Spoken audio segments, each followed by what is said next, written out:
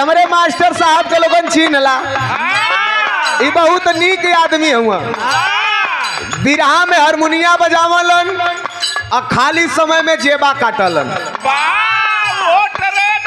Train में नहीं मतवा दर्जी हुवन। इसे सुमड़ी चचा इतना तेज हुवन, इनके गांव के एक लड़का इनसे कहलस डॉक्टर साहब कि तू बिरहा में घूमला, हम एक खे शायरी जोड़ले ही, एक लाइन ओके आगे का जोड़ देबा। कहला तुरंत जोड़ो, तुरंता कभी है बोल। कह खुदा जब हुस्न देता है तो सेहरा हो ही जाता है। कहला गोबर पाथ दो तो गोहरा हो ही जाता है। बहुत तेज आदमी हुआ, इनकर दिल तोड़ देले हो। बनारस का एक थे गायिका, वही के याद में ही सबसे पहले यह धुन बजावल।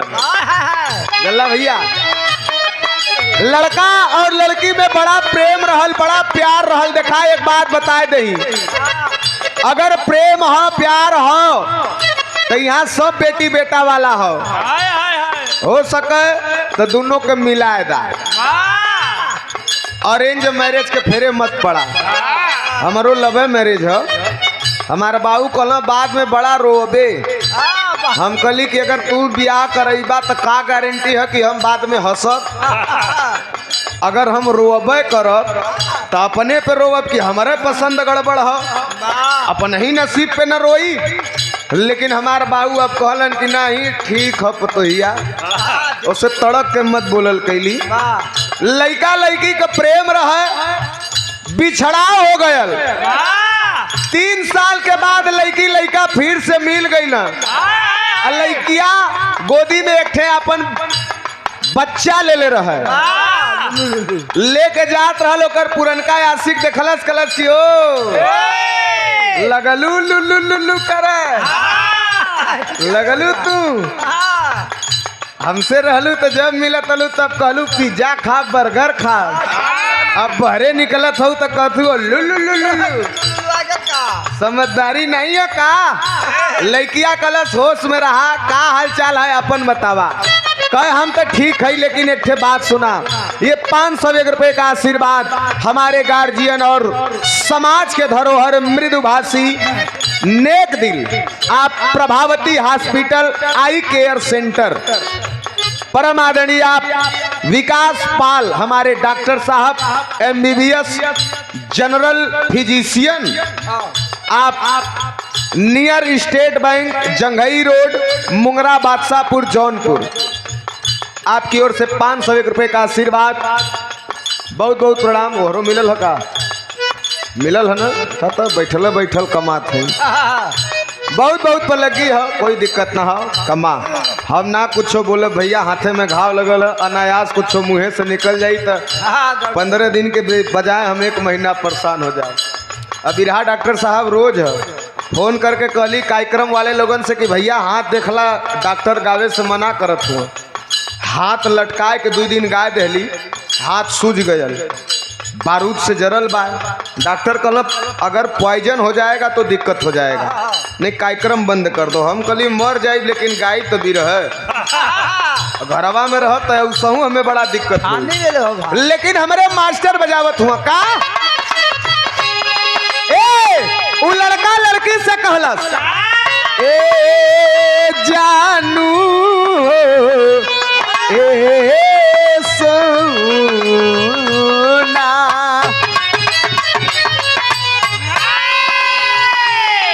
तू याद न करेलू।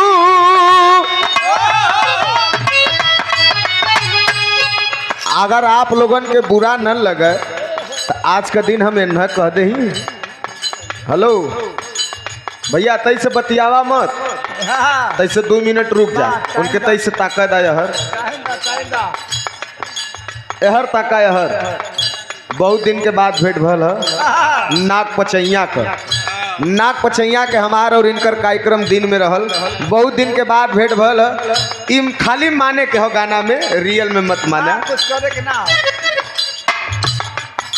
परम आदरणीय आप संजय यादव राजू भैया, वार्ड नंबर 35 भावी, जिला पंचायत ग्राम मादलडीह, निवेदक संजय यादव सराय रेचंदा, 201 रुपया और ये कई बार पुरस्कृत कैलन है। बहुत बहुत प्रणाम हो। उपस्थित जनता को प्रणाम हो। ई लाइन इनके बदे हो, गल्ला ना ए भौजी ना कहो। तू याद न करेलू हम भुलात नहीं थी, तू याद न करेलू हम भुलात नहीं थी।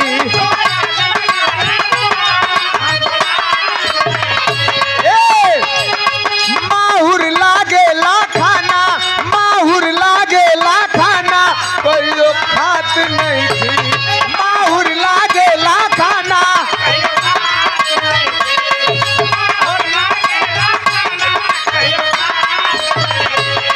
तू याद न करेलू हम भुलात नहीं थी। माहुर लागे ला खाना, कहियो खात नहीं थी। आगे कहलस लइका, छोड़ के गईलू हमरा के, तू याद न करेलू हम भूलात नहीं थी। माहुर लागे ला खाना, कहियो खात नहीं थी। छोड़ के गईलू हमरा के बेसहारा, अभियो तो के याद करके जान रो देला दिलवा बेचारा। अभियो तो के याद करके जान रो देला दिलवा बेचारा।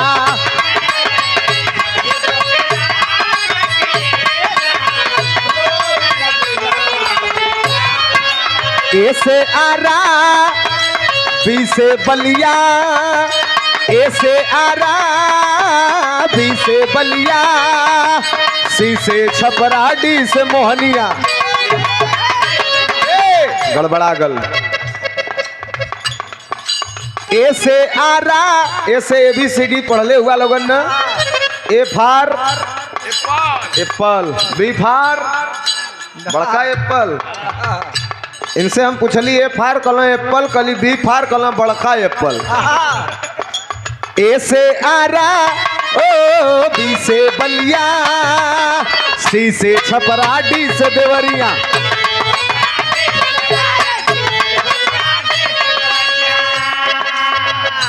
आदरणीय आप महेंद्र यादव BDC महोदय वह प्रधान प्रत्याशी मादरडी से 501 रुपया, बहुत बहुत प्रणाम। धैले रहा काहे भगावत हुआ, मत भगावा, घबरा के नहीं। ओम टेलर सूट स्पेशलिस्ट आप proprietor Rajendra Pal ji, Janghai road, Dubey market, मुंगरा Badshahpur, Jaunpur, 201 रुपया, बहुत बहुत प्रणाम। आवाज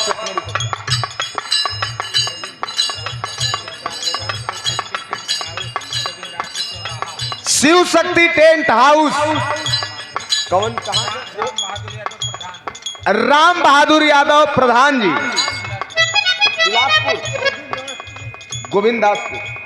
गोविंदासपुर, आपकी ओर से आशीर्वाद, बहुत बहुत प्रणाम। उपस्थित जनता को प्रणाम। और ये संजीत यादव पूर्व जिला पंचायत, सही है ना, संजीत यादव पूर्व जिला पंचायत प्रत्याशी, वार्ड नंबर 36, निवेदक संजय यादव सराय रेचंदा से आशीर्वाद हो 101 रुपया, बहुत बहुत प्रणाम। और ये कमला शंकर यादव KS यादव एडवोकेट हाई कोर्ट से, सीट नंबर 169, पुरानी बिल्डिंग हाई कोर्ट इलाहाबाद, आपके कर कमलों द्वारा आशीर्वाद 101 रुपया, बार बार प्रणाम हो। ऐसे आरा बी से बलिया, सी से छपराडी से देवरिया, ABCD से जी घबराए, हाय हाय हाय हाय, जवानी की गाड़ी रफ्तार में, खतरा वायु की बिहार में, ओए खतरा वायु की बिहार में।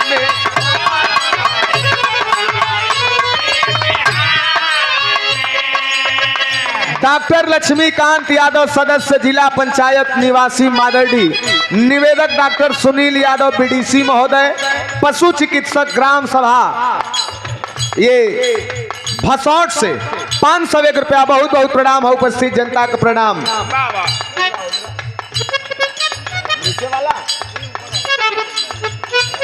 पूरा बोल दे आदरणीय आप संजय यादव उर्फ राजू भैया, वार्ड नंबर 35 भावी, जिला पंचायत ग्राम मादरडीह। निवेदक संजय यादव सराय रेचंदा से। ये आपकी ओर से 501 रुपया का आशीर्वाद कई बार दहलन है। बहुत बहुत प्रणाम हो आपके चरणों में। ABCD से जी घबराए, हाय हाय हाय हाय, जवानी की गाड़ी रफ्तार में, खतरा यूपी बिहार में।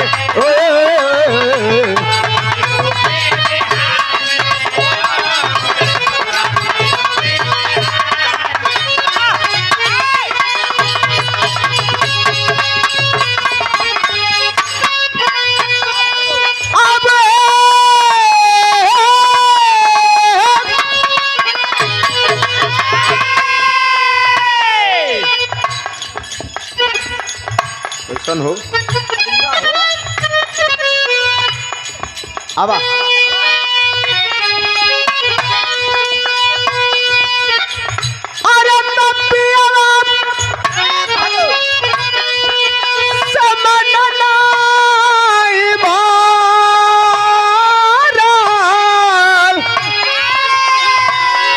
अरे देवरे तेराई गैलुए राम जाए सता भतरी बहुरिया, करनी से बही गैलुए राम। कौनो दुल्ही का दुल्हा चल गल है परदेश, दुल्हिया कहले रहल अरे रहे के जदूर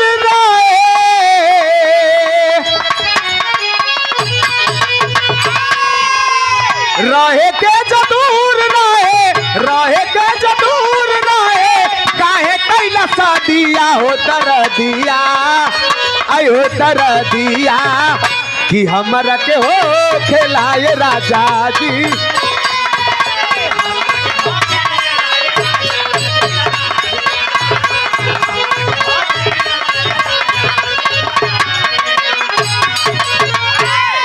परम सम्मानित डॉक्टर लक्ष्मीकांत यादव सदस्य जिला पंचायत निवासी मादरडी, निवेदक डॉक्टर सुनील यादव बीडीसी, पशु चिकित्सक ग्राम सभा भसौट के धरती से आशीर्वाद।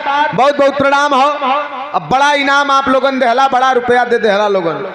अब निवेदक हो खाली ज्यादा नहीं, 2 मिनट तनी इनाम लोगन रोक दिया।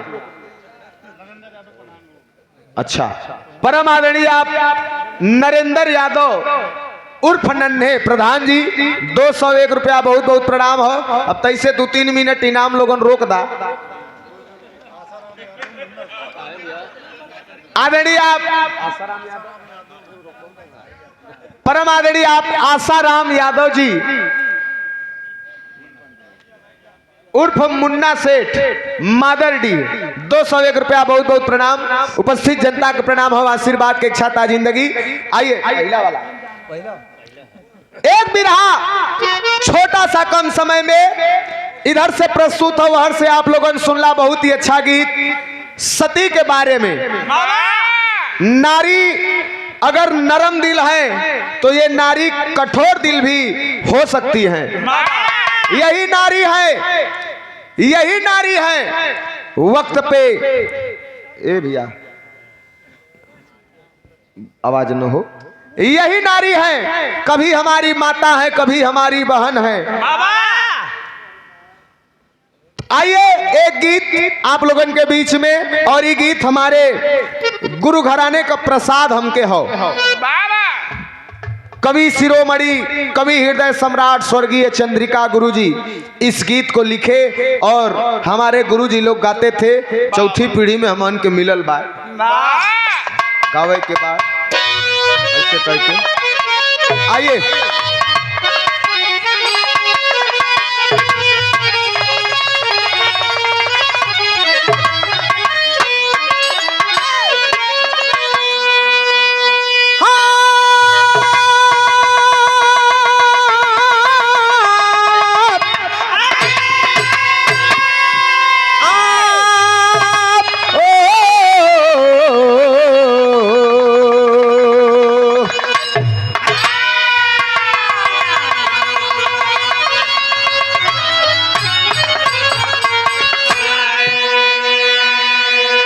सबके समझे लायक बात हो।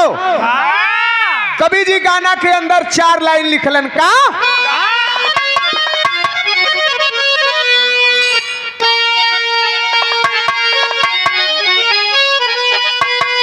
अरे तो वृक्ष देता है फल दूसरों के लिए, परहित में पानी सदा, चाँद देता विमल चंद्रिका की छटा, ओ घटा देती जीवन रवानी सदा, संत अवतार होता है परमार्थ पे, जिन पे पुलकित सदा से विधाता हुए, अपना सब कुछ लुटा के लिए कुछ नहीं, ऐसे अनमोल दुनिया में दाता हुए।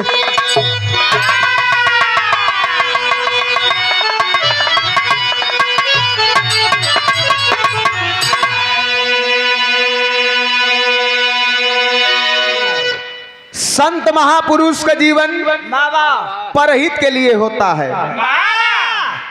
एक महान संत रहलन, नदी में स्नान करत रहलन और एक ठे बिच्छी रहे, बिच्छू उपनिया में जात रहे, डूबत रहे, किनारे होवल चाहे लेकिन हो ही न पावत रहल। संत महापुरुष रहलन, ओके हाथे में उठाए के सोचलन किनारे कह दे। जैसे ही हाथ में उठौलन पानी नीचे निथर गल, अब बिच्छू तुरंत डंक मार देहलस, और जब डंक मरलस तो फिर हाथ से छूट गईलन। बिच्छी हाथ से छूटल, फिर पानी में बहे लगल, फिर लगल ऊपर नीचे अफनाए, फिर ओके उठाए के लगलन किनारे की ओर रखे। ऐसा कई बार भयल तो वही नदी के किनारे बैठल एक आदमी कलश के, अरे महाराज छोड़ दा, मर जा सरवा, आप ओके बचावे चाहत हुआ, ऐ जवन है कि बार बार आपके डंक मारत हो। वो महर्षि ने जवाब दिया कि डंक मारना इसका स्वभाव है, इसके डंक मारने से हम अपनी आदत को नहीं छोड़ेंगे। एक छोटा सा जीव जब अपनी आदत को नहीं छोड़ रहा है तो हम क्यों अपनी आदत को छोड़े। ये डंक मारना इसका स्वभाव है और इसकी जान की रक्षा करना मेरा स्वभाव है।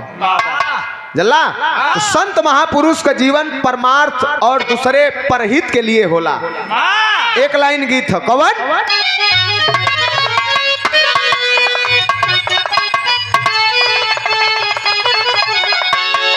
हमरे रामदेव गुरुजी बड़ा उमंग में एक गावत रहलन। कैसे? अरे तक कागज से कोयलिया, अरे कागज से कोयलिया का गीत नहीं मिली,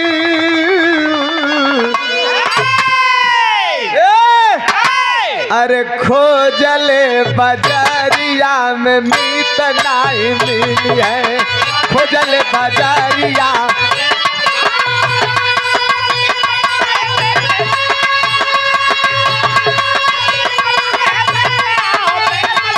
अरे जिया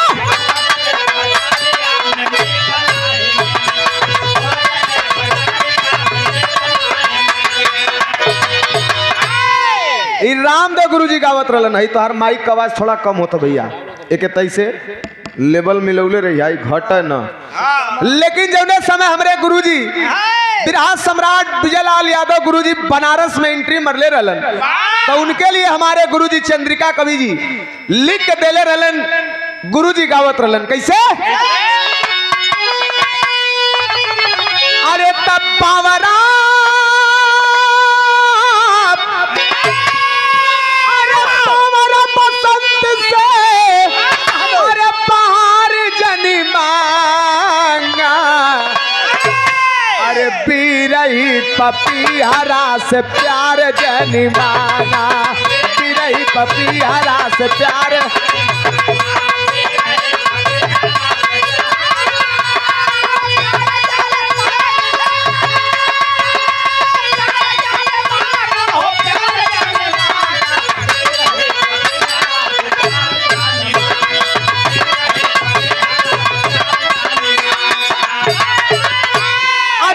समया अरे समय सम्मान भी अरे शराब जाला कभी कभी पत्थर गुलाब हो जाला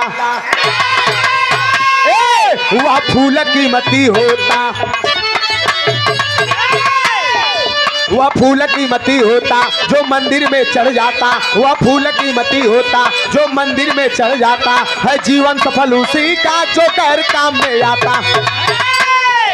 गुजरात प्रांत के अंदर एक दानवीर था दानी गुजरात प्रांत के अंदर एक दानवीर था दानी जगदेव नाम था उसका सच्चा उदार वह दानी। उस दानवीर की महिमा जो जसगाम उस दानवीर की महिमा जो यशमानव गाता था उस दानवीर की महिमा जो यशमानव गाता था जो खाली हाथ आता था झोली भर के जाता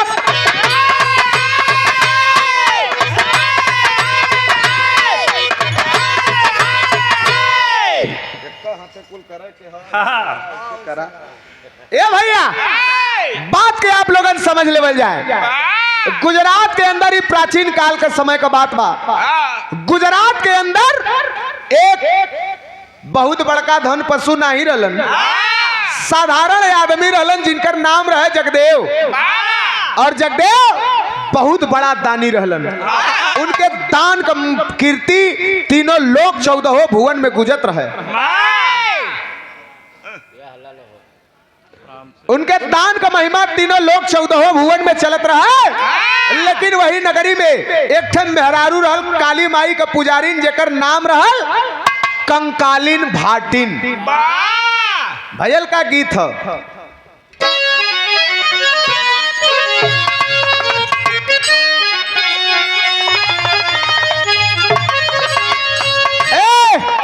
अरे मोरवा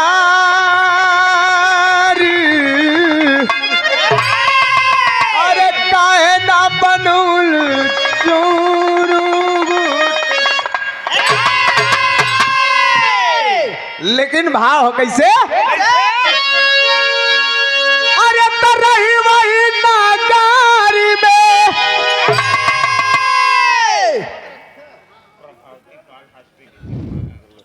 हालू प्रभावती हॉस्पिटल के डायरेक्टर महोदय परम आदरणीय आप डॉक्टर विकास पाल हमारे पाल वंश के हंस डॉक्टर साहब जंघई रोड मुंगरा बादशाहपुर जिला जौनपुर 501 रुपए का आशीर्वाद बहुत बहुत प्रणाम उपस्थित जनता का प्रणाम। ये भैया अरे रही वही नागारी में अरे भाटी ने कसुगरी सजनी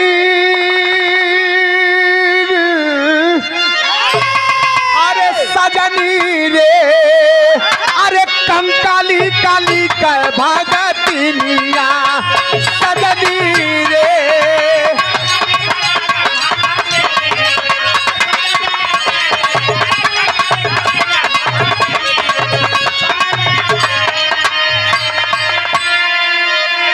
अरे एक दिन कंकाली भाटी न मांग बदन नवाब अरे गई वही नगारी के राजा के समानावा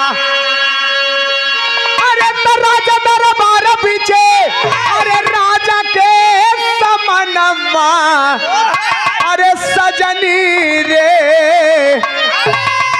गाव जगदेव कीर्तिया लाल भरत उस्ताद छान तो फिर ए भैया कंकाली भाटिन एक दिन का बात और राज्य के राजा के पास पहुंचल हो जाए के अलग जगह दिल जय हो जजमान की ये दुखिया पे भी तनी नजर पड़े कुछ हमहू के मिले और राजा के चटुकार आदमी बड़ा पसंद रहल वो कहल कि दान तो देव लेकिन एक बात बताओ का हमसे बड़ियार कोई दानी है इस धरती पे कंकालीन कहलस कि हमके दान से मतलब है दान दा हम निकली सत्य बड़ा कड़ुआ होला हमके कड़ुआ पसंद है बताओ कहे कि सुना अगर सत्य सुनल चाहत हुआ तो सुनला तो उसे बड़ियार दानी तोहरे राज्य का एक लड़का जेकर नाम है जगदेव उसे बड़ियार कोई दानी ना हो राजा लगल हंस के हई देखा जगदेव का बात करत हई सुन सुन सुन सुन का कहे तर्ज हो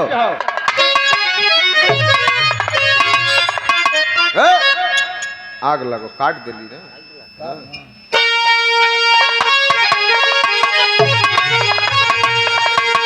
कौना दुल्ही का दुल्हा बड़ा करे नशेड़ी रहे जल्ला नशा कहाँ लेवे जौन गड़िया में बतावत रहना वैजे नशा लेत रहना जहाँ का नसिया ना गलत वैजे नशा मार के अपन एक सुई फिट रहे मेहरारू बड़ा परेशान भइल कलश की बाबू तो से बियाह करौलन कहो तो दिन भर ताश खेलबा संझा कई बात नशा में मातल रहबा ऐसे कब ले चली मेहरुआ कहले रहल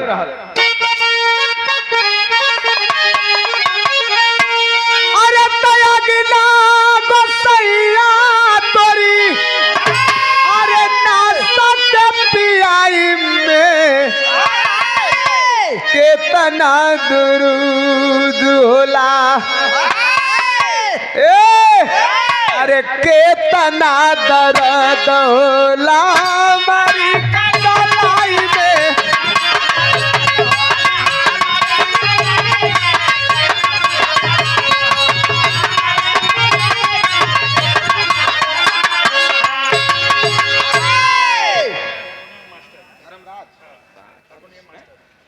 धर्मराज चचा जन बम्बई हुआ अरे धर्मराज चचा पा लगी देखिए बिरहा में जिनकर पूरा जीवन बीत गया और महाराष्ट्र के धरती पे जब हम कलाकार लोग पहुंचते हैं तो बहुत ही मदद करते हैं अपने गाड़ी में बैठा के कार्यक्रम तक ले जाइए इतना ना हारमोनिया भी बजाइए हारमोनियम के बहुत ही अच्छे वादक हैं अब पैसा भी अगर 200-400 कम रही तब वो कहीं है चला राजू सब हो ही जाता है सब घरे का बात बा है हमारे चाचा हमारे गार्जियन धर्मराज यादव हमारे चाचा जी के करकमलों द्वारा 201 रुपए का आशीर्वाद चरणों में बहुत बहुत प्रणाम हो ए भैया लेकिन भाव हो कैसे राजा कहलन अरे तो छोट हो के छोट बात अरे कर ले उधारे अरे छोट हो के छोट बात अरे कर ले उधारे कहे अस्से रयागे गुण गाव पागली सियार कहे से रयागे गुण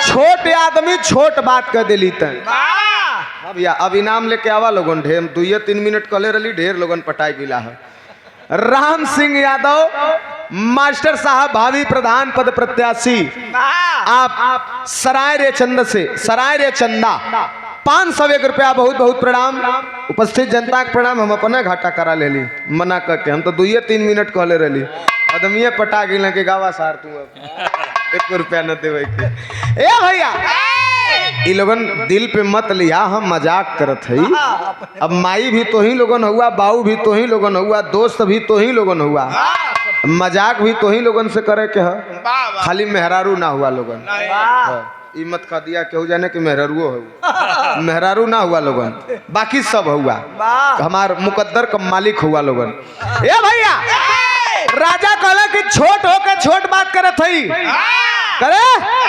शेर के आगे सियार का गुणगान गावे लगली। एक ठे बात सुन का कहे कि अरे राई नहीं होई अरे पर्वत सिखानवा अतरही ना होई कबो सारी ता सजारवा।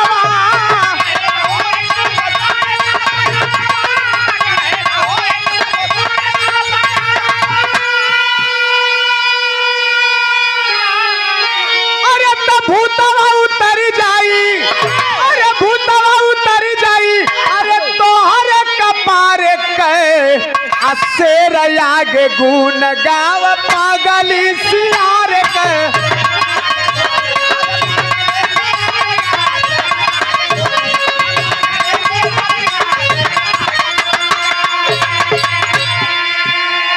ए भैया कहे सुनो राई मतलब सरसों पहाड़ ना हो सकत गढ़ही समुंदर ना हो सकत 2 मिनट में तोर भूत उतार दे।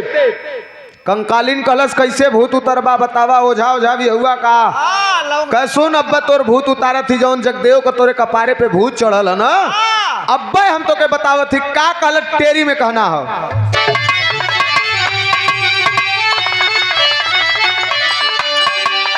अरे तो का गाना होई हंसा रसिया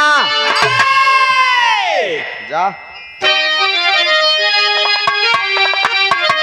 अरे का गाना होई हंसा रसिया तो रास्ते ओरिजिनल साधु दादा वाला हाथ लगा देता है आज। अरे तो का गाना होई हंसा रसिया तो रास्ते का पत्थर ही राना कहता कोई।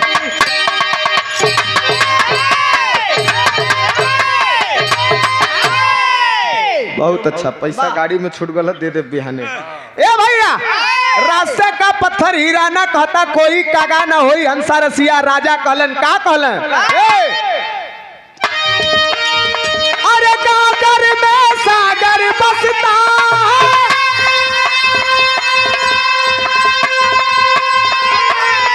इसमें है कोई बोल नहीं अरे लेकिन तो सेवा विभूत का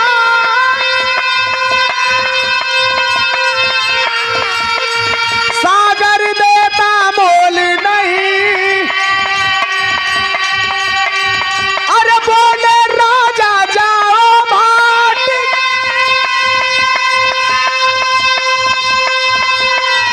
जगदेव से जितना पाओगी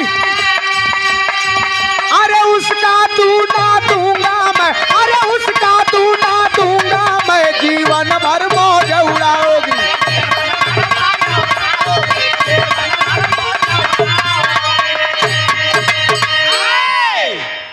ए भैया राजा साहब कहले कि सुनो बहुत बड़ा दानी है जगदेव दानी ना जाओ उसके पास और दान मांग के लेके आओ और उनसे दान मांग के लेके आवा जितना दान लेके अबू ठीक होकर दूना दान हम तोहके दे।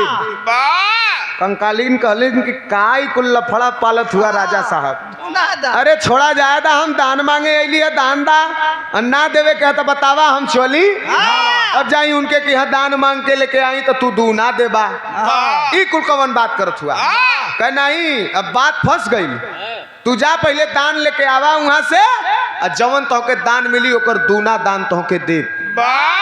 कंकालीन कलश पहले वचन दा तब 3 वचन बना लेलस वचन बनावे लगल तक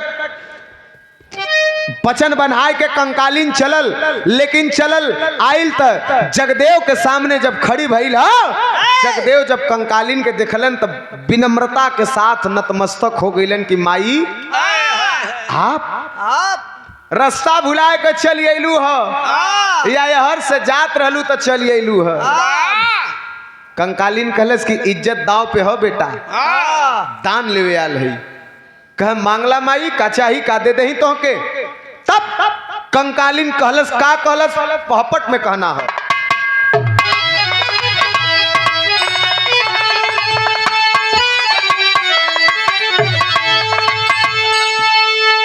ऐसे और सरक जा राजा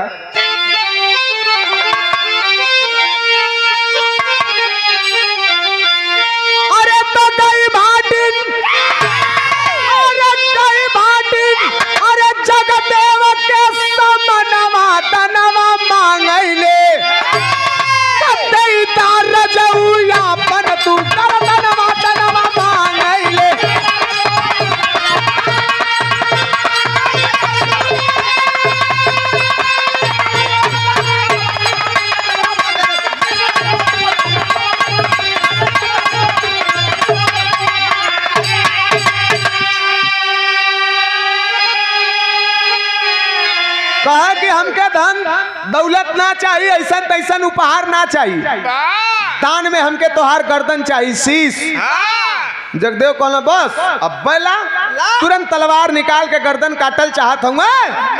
तब तक भाटिन कलश के रुका रुका रुका रुका, अब बड़ियार गलती हो।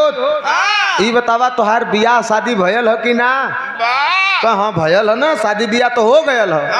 तो कहे तक मेहरारू कहाँ हो? कहे घरे में। तो कहे जा पहले अपने मेहरारू से बताए बा कि ऐसन ऐसन बात हो, तू का कहत हो, पूछ के आवा। कहे कि तोहार अर्धांगनी है, तोहरे आधे शरीर का वो हकदार है, मालकिन है, जा। जगदेव कहलन एकदम सही बात कहलू माई। पहुँचलन जाए के मेहरारू से कहलन कि सुनत हो। मेहरारू कलश का भयल, सारी बात बतौलन। देखा मेहरारू होए तो वैसन का कहे, अरे तो बोली गोरी साजन मेरे, अरे अब क्यों देर लगाते हो? अरे घर आने जाने में ही अरे आप कहीं मर जाते हो।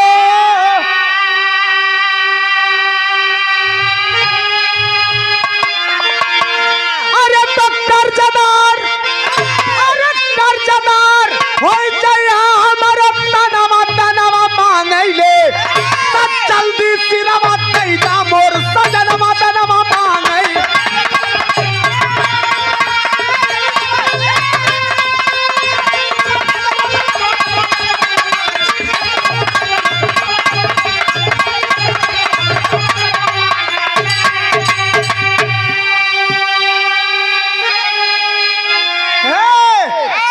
गैलन मेहरारू कलश की कहो तो हार हम मालिक कैया ले हो गईली। पत्नी का मालिक पति होलन, न कि पति का मालकिन पत्नी होलिन। अरे तोहके दान देवे के हत, यही बहाने तोहार बनत रहल, जाए के तुरंत दान दा। सुना घरे आवे जाए में अगर तोहके ठोकर लगल, क्षणभंगुर जीवन हम मान ला तू मर गईला, तब तो हमके कर्जा में डाल देबा। हम समाज के काम मुँह दिखाई लोग यह कहिए कि आई लेली नेठे मतारी दान मांगा, और जगदेव चल गिलन अपने मेहर से पूछे, जा जल्दी सिर दे अपन दान में दे दा। अलन जगदेव दौड़ल दौड़ल कलन की माई सहमति हो ले ला। और जब सिर काट के जगदेव का भैया बात न हो, भैया पैसा देवे के तो दे ला, 500 देबा तो 2 मिनट बदे छोड़ दे भल्ला कैली है, अब 5000 दे देबा तो 10 मिनट छोड़ दे भल्ला कैली है। अब बिना पैसा देले अगर हल्ला करबा तो ठीक नहीं है, समझ ला केहू हो एहर से। ये भैया खाली छूट के मंच पे हो, एहर का जब पारी आई तो एहर ही 5 जने और ओहर से 5 जने पा लगी आप के कली है। ए भैया तुरंत दिखाई है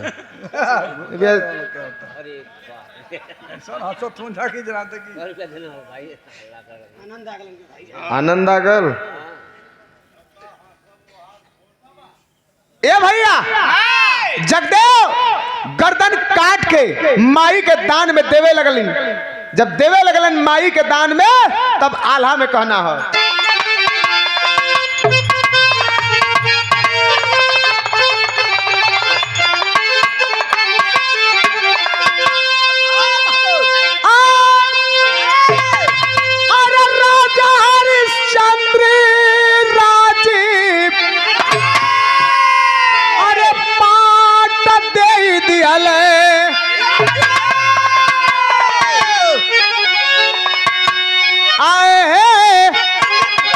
राजा शिविर दे दिहला अपन मासदान।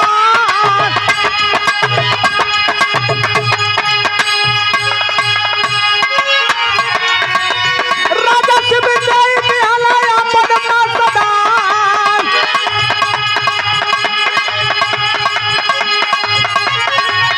अरे जगदेव दे दिहला अपन खुद सिरावा।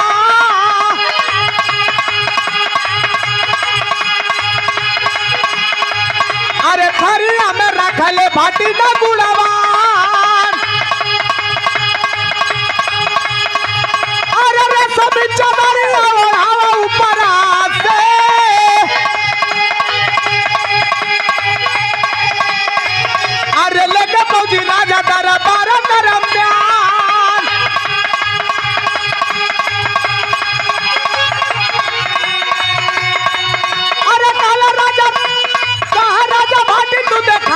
जल्दी दाना मार।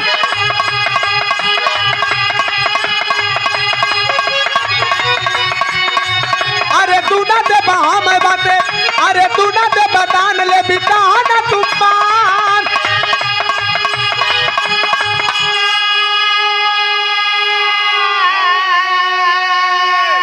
वाह, ये हमारा देश है।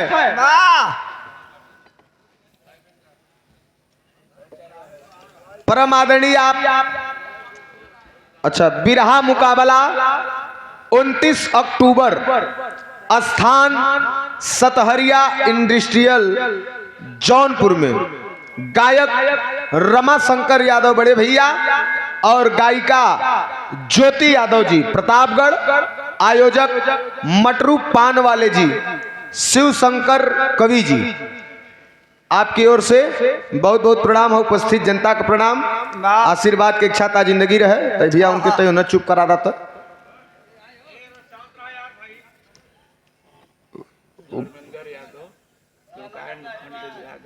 अच्छा, अब एकरे बात हो जाई, तो हम के फान देले रही है।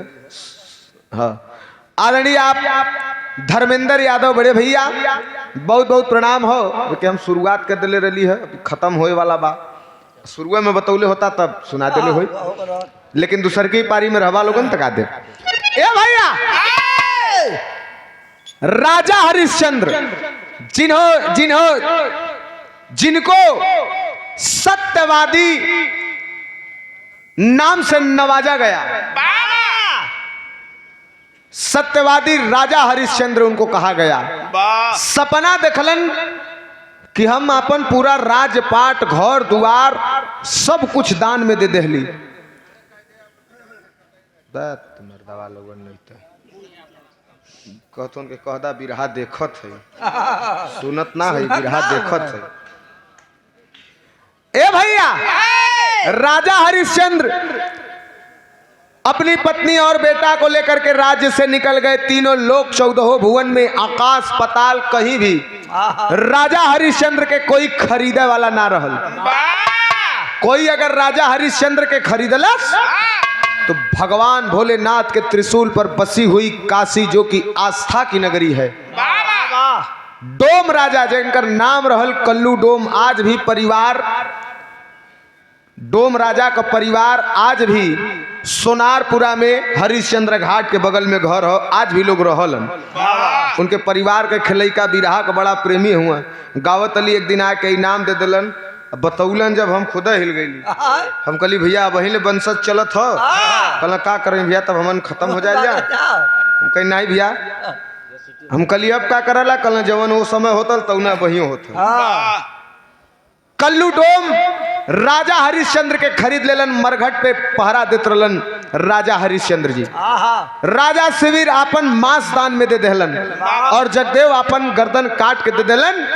तो कंकाली भाटिन थरिया पे मुड़ी रख के और ऊपर से रेशमी चादर ओढ़ाए के लेके राजा के दरबार में पहुंचल।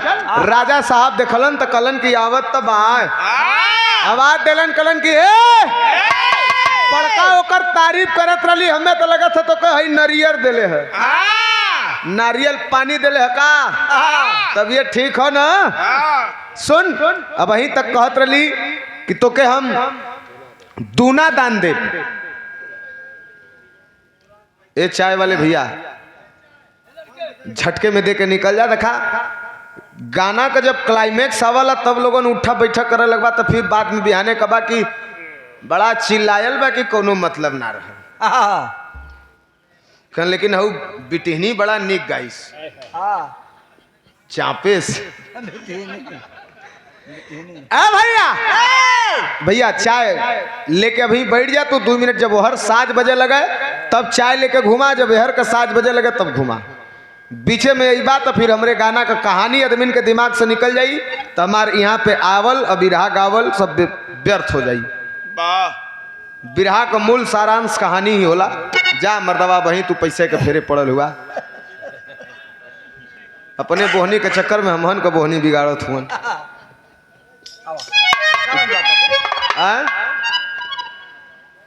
बैठ जाई। अच्छा तो ना निक लगत है, हम जानत है। बैठ जा तू 10 मिनट और बैठल रहा तोहरे नियर हमसे रोज मिललन 1 अक्टूबर से डेली मिलत हुआ। ए भैया जगदेव से कहलन राजा कहलन कि जगदेव तोहके का दान में देले हुए भैया नारियल, तब वहीं तक तो के दूना देवे के कहत रही, अब तो के 10 गुना देव। है चादर हटाओ, रेशमी चादर ऊपर से हटाओ तो के 10 गुना दान दे। फाटिन कलश की 10 गुना छोड़ा तू दूना खाली लगाए दिया का, तब खोल दान दिखाओ, तब हटावे लगलिन चादर ऊपर से। तब अरे रेशमी चादरिया हटावा ऊपर से, अरे रेशमी चादरिया हटावा ऊपर से,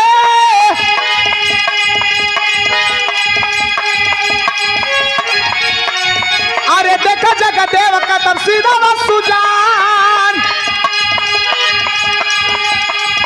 अरे होई के बेहोश सिंहासन से गिर गई ले, अरे धन्य जगदेव धन्य तेरा बलिदान, अरे रामा रामा रामा रामा हरे।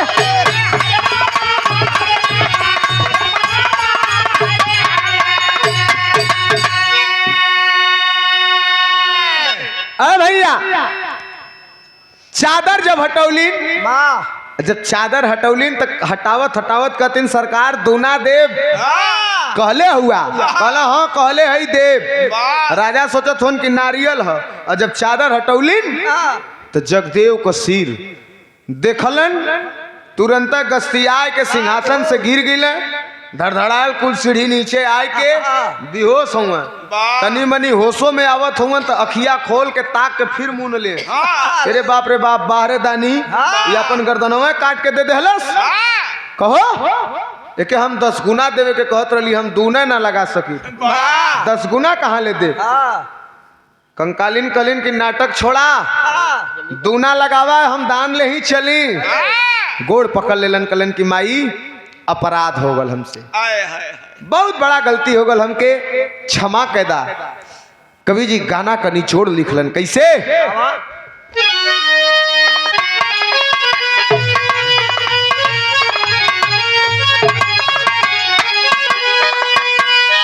अरे दौलत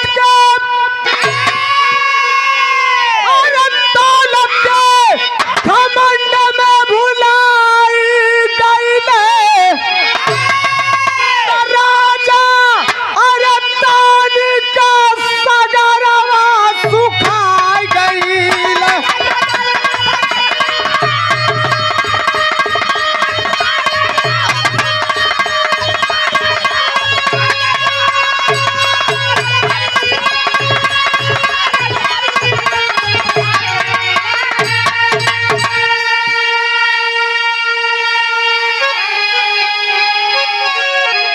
कलन की माई दौलत के घमंड में चूर रही है, बहुत बड़ा अपराध हो गल, हमरे अपराध के क्षमा कैदा माई।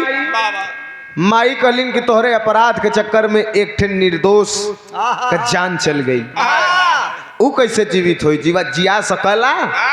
कलन माई नाही, कल जब जिया ना सकला तो तोहके मारे के हक के देहलस। हम तो जाए के कहली कि हमके ऐसा दान दे दा कि ओकर ई धरती पे जोड़ न हो। हमके दान लेके अलन है, देहलन है, दूना कहले रहा दूना लगा दा, हम लेके जाई। पैर पकड़ के लगलन रोवे की माई मान गईली जगदेव से बड़ा कोई दानी नहीं, हमरे अपराध के क्षमा कह दा। माई तो क्षमा कह के जगदेव का सिर ले ले हैं और जगदेव के घर पे जाके उनकर धड़ उठौलिन और ले करके अलिन। काली माई को बहुत बड़ी पुजारी रहलिन, वो कंकालीन भाटिन काली माई को बहुत बड़ी भक्त रहलिन, बहुत बड़ा पुजारी रहलिन। लिया के उनके चौरी पे सिर और धड़ पास में रख के कैलिन का, अरे जगदेव का सिर लेके अरे चलला बाबा टिनिया, तब काली जी से मांगे जगदेव का जीवनिया।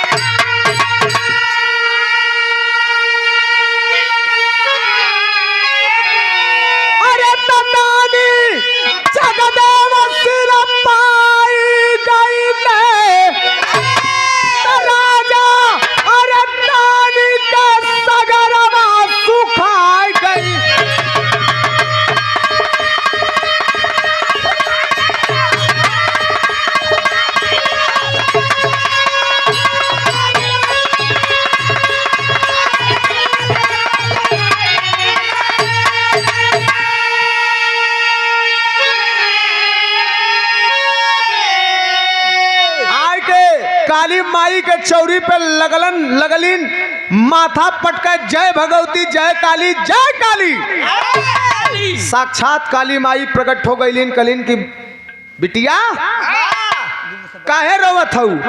कहे कि माई हमार लाज हमार शान स्वाभिमान बचावे के लिए इ लड़का अपन जान दे दिलस। माई कहलिन तब कहलन इनके पुनः जीवित करा, जीवन दान दा इनके। काली माई कहलिन कि जे इ धरती से गयल तो गयल, अब प्रकृति के खिलाफ हो, हम ना जिया सकी। कह जब ना जियबू तो हमरो प्राण लेला हर ला, इ लइका बिना हमहू ना रहब। काली माई बहुत मनौलिन, बहुत कोशिश कैलिन, लेकिन ना मनलिन। जिद रहल उनकर, हट रहल कि लड़का के पुनः पुनर्जीवन दान देवल जाए, पुनः जीवित कहल जाए। तो काली माई के कृपा से पुनः उनकर सिर और धड़ जुड़ गयल और जगदेव के पुनर्जीवन दान मिलल। तो यह है हमारे देश का इतिहास, हमारे देश का, हमारा देश भारत देश अखंड भारत है और विश्व गुरु की उपाधि मिला है। क्यों? हमारे देश में एक से एक वीर, एक से एक वीर, एक से एक धनुर्धर, एक से एक विद्वान, एक से एक महर्षि, एक से एक संत पैदा हुए। भगवान के जब जब जन्म लेवे के मन करेला तो उनके कुल देश में छोड़ के सबसे अच्छा देश कौनो लगला तो भारत। अब भारत के अंदर कौनो प्रदेश अच्छा लगला तो उत्तर प्रदेश।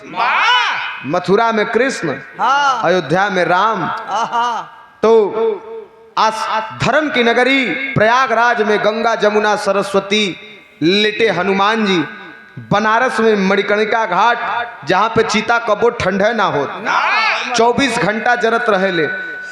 बिरहा वहाँ पे भी होला मणिकर्णिका घाट पे, ठीक जहाँ चीता जरला, बाढ़ आवाला तो ऊपर जलला, अब बाढ़ जब घट जाला तो गंगा जी के किनारे जरला, वही पे मंच लगाला।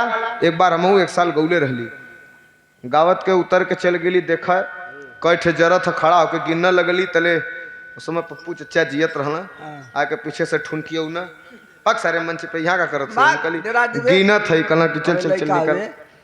तो आज भी काशी में लोग आते हैं, और जगह तो लोग जिए बदे जाना, कमाए बदे जाना, लेकिन काशी में लोग मरे बदे भी आवाना।